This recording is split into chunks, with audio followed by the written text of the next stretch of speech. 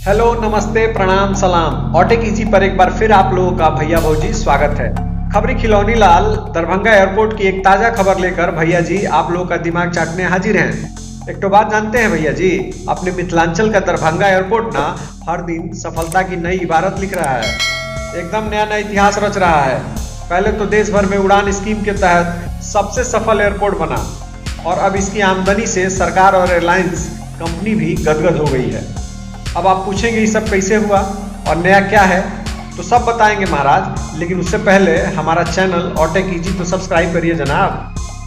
भैया चचा रोज नया नया रिकॉर्ड बना रहा अपने दरभंगा एयरपोर्ट को ना मोदी सरकार और स्पाइसजेट ने होली का एकदम रंगारंग बेजोड़ गिफ्ट दिया है। अब ना भैया जी दरभंगा एयरपोर्ट से देश के 3 नए शहरों हैदराबाद, पुणे और कोलकाता के लिए भी आपको डायरेक्ट फ्लाइट मिलेगी। भैया चचा तो अब पटना जाएंगे भूल, क्योंकि दरभंगा एयरपोर्ट से अब 7 शहरों के लिए उड़ान की व्यवस्था हो गई है फुल। भारत सरकार की उड़ान स्कीम के तहत चचा स्पाइसजेट ने दरभंगा को सबसे पहले दिल्ली, मुंबई और बेंगलुरु शहर से जोड़ा था। यात्रियों का रुझान देखते हुए भैया जी दरभंगा से अहमदाबाद के लिए भी विमान सेवा की शुरुआत की गई। नए शहरों के जुड़ने से दरभंगा, मधुबनी, समस्तीपुर समेत उत्तर बिहार के कई जिलों के पैसेंजर को इसका फायदा मिलेगा। चचा जो 3 ठो नया फ्लाइट दरभंगा से शुरू हुआ है ना, उसकी जानकारी दरभंगा एयरपोर्ट ने ट्विटर पर भी शेयर की है। इससे हजारों लाखों पैसेंजर को बड़ी सुविधा मिलने जा रही है। भैया जी इससे पहले यहाँ से दिल्ली, मुंबई, बेंगलुरु और अहमदाबाद के लिए डायरेक्ट फ्लाइट की सर्विस थी। पैसेंजर अब इन नए शहरों के लिए टिकट बुकिंग करा सकते हैं। एक तो बात जानते हैं भैया जी, बीते दिनों ना अपने जो नागरिक उड्डयन मंत्री हैं हरदीप सिंह पुरी, वो भी दरभंगा एयरपोर्ट की खूब तारीफ किए थे। जरा वो सुन लीजिए क्या बोले थे वो दरभंगा की तारीफ में। हमें हमेशा उम्मीद थी कि दरभंगा से बहुत ही डिमांड होगी, पर जितनी डिमांड हम अब देख रहे हैं, I must confess it is even beyond my expectation. Darbhanga के बारे में आपको जानकारी देना चाहता हूँ।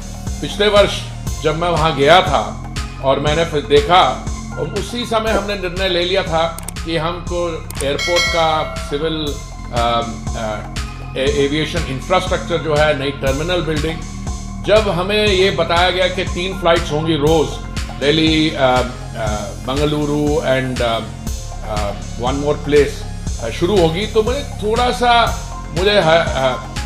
चिंता थी कि जो एयरलाइन इसको आगे ला रहा है, और बाद में मुझे पता लगा उन्होंने वायबिलिटी गैप फंडिंग भी नहीं ली, तो मुझे लगा ऐसा कि शायद ये ओवर एस्टिमेट कर रहे हैं। पर कुछ ही देर में बिल्कुल ये स्पष्ट हो गया, ये 3 नहीं तो हमें तो और फ्लाइट्स ऐड करनी गई। अब अहमदाबाद के साथ भी लिंकेज हो गया।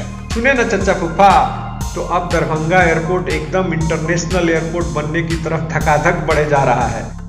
अब आप सोच रहे होंगे हम ये बात काहे कह रहे हैं, तो उसका कारण भैया जी ये है कि इस एयरपोर्ट पर पैसेंजर की आवाजाही की बात करें ना, तो पिछले 22 मार्च से 28 मार्च 2021 के बीच कुल 40 फ्लाइट का आगमन हुआ और 40 फ्लाइट ने उड़ान भरी। 11,153 लोगों ने सफर किया।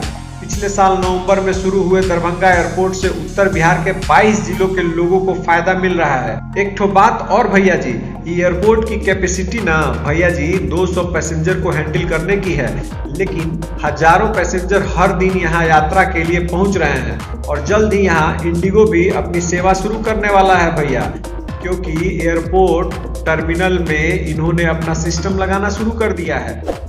आज के लिए इतना ही। दरभंगा एयरपोर्ट से जुड़ी लेटेस्ट जानकारी के लिए फिर हाजिर होंगे। तब तक के लिए जय हिंद।